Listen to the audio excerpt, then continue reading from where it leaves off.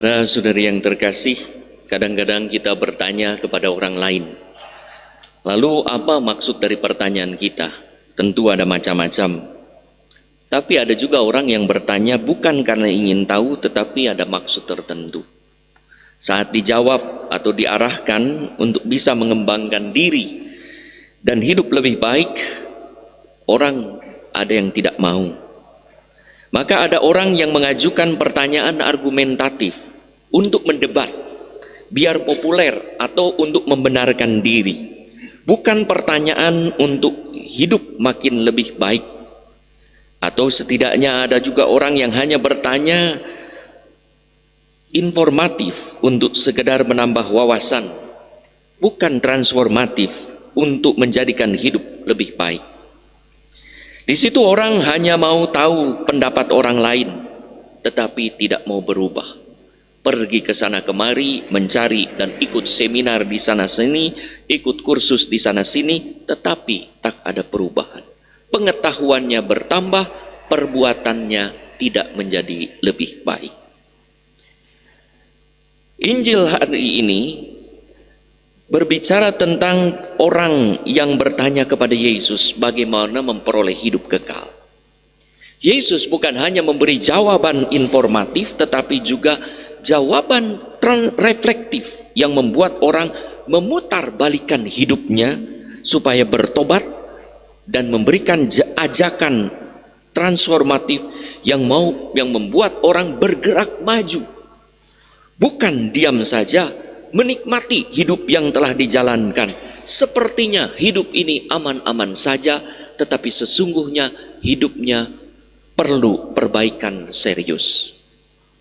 Saudara-saudari, seorang anak bertanya pada ayahnya, bagaimana caranya menjadi orang yang berhasil seperti ayahnya.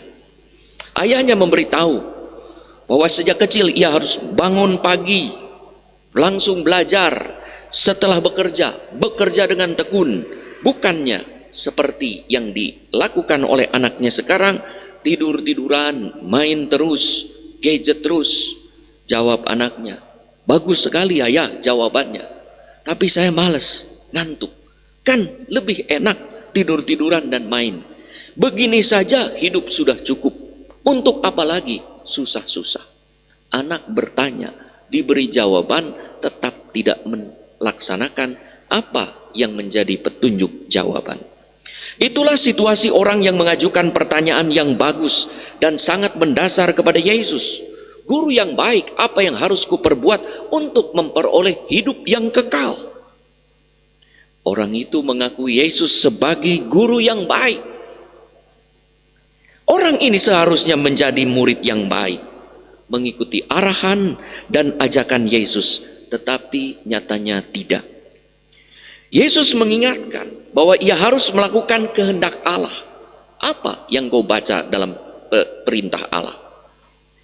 Yesus tahu bahwa orang ini kaya, orang ini taat hukum, orang ini hidup baik, tapi masih dikuasai oleh kegelisahan dan ketidakbahagiaan karena ada berhala, yaitu menomorduakan Allah. Yesus menderetkan perintah Allah yang berkaitan dengan manusia. Jangan membunuh, jangan berzina, jangan mencuri, jangan mengucapkan saksi dusta, jangan mengurangi hak orang, hormatilah ayah dan ibumu. Ternyata semua sudah dilakukan. Luar biasa.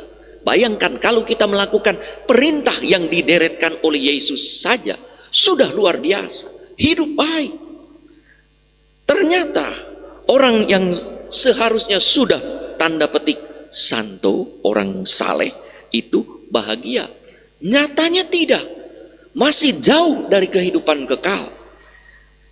Bagaimana mungkin seorang yang setia, yang kaya, yang diyakini pada waktu itu sebagai yang diberkati oleh Allah, yang sukses, yang berbuat adil, yang jujur, yang hormat pada orang tua, masih mengalami kekosongan hidup, bertanya cara memperoleh hidup kekal, cara mengalami sukacita. Yesus memperlihatkan bahwa sehebat-hebatnya ia, sekaya-kayanya ia, dan setaat-taatnya ia pada hukum, ternyata prestasi manusia tanpa Tuhan tidak memberikan kebahagiaan. Karena yang terpenting dalam hidup justru dilupakan dan dikesampingkan.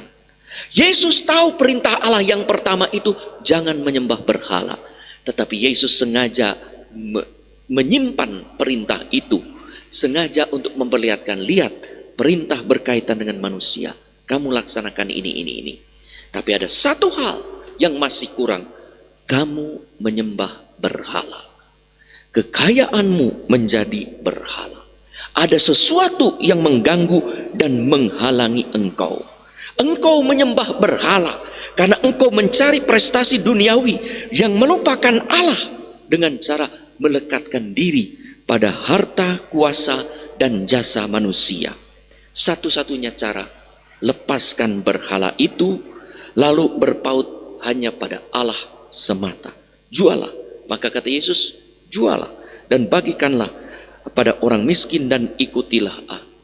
Itulah sikap lekas, bebas, dan murah hati. Orang itu berat melepaskan berhalanya dan pergi dengan sedih karena tak mau berubah. Karena merasa apa yang ia miliki itulah yang menyebabkan ia bahagia. Nyatanya kata Yesus tidak bahagia, maka lepaskan itu. Ajakan Yesus hanya mau mengatakan, lepaskan berhalamu. Karena kalau Yesus berkata, jangan menyembah berhala, langsung ia berkata, saya menyembah berhala dan saya tidak bisa melepaskan berhala ini. Saudara-saudari yang terkasih, ia rupanya hanya mau mendapat konfirmasi dari Yesus tentang hidupnya yang menurutnya itu sudah baik, sudah aman dan nyaman. Bahkan ia seolah-olah mau mengatakan, ini hidupku bisa menjadi referensi bagi orang lain kalau ingin masuk surga. Betapa kaget ketika diberitahu oleh Yesus. Ia hanya bertanya informatif, bukan transformatif. Maka ia pergi dengan sedih karena ia tidak mau berubah. Ia berjumpa dengan Yesus bukan ingin berubah, tetapi ingin meneguhkan apa yang ia jalani saat ini.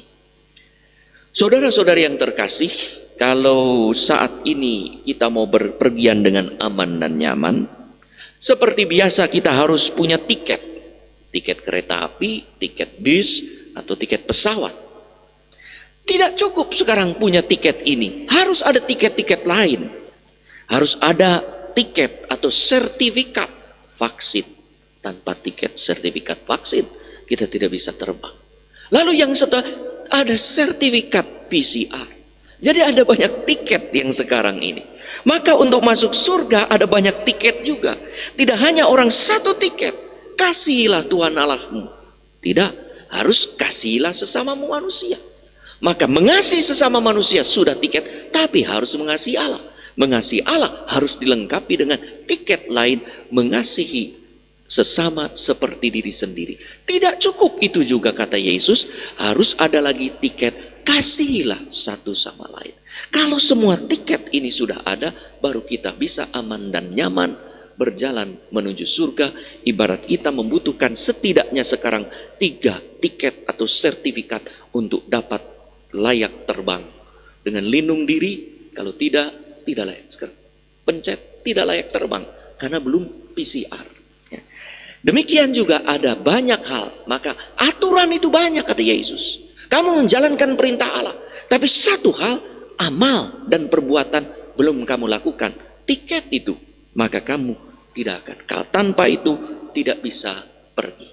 Saudara-saudari yang terkasih, itulah tak jarang kita bertanya kepada mereka yang ahli dan berpengalaman, entah dalam bidang mental, moral, dan spiritual.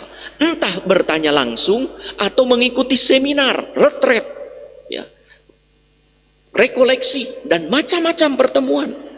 Tetapi saat kita mendengar jawabannya, apa yang harus kita lakukan?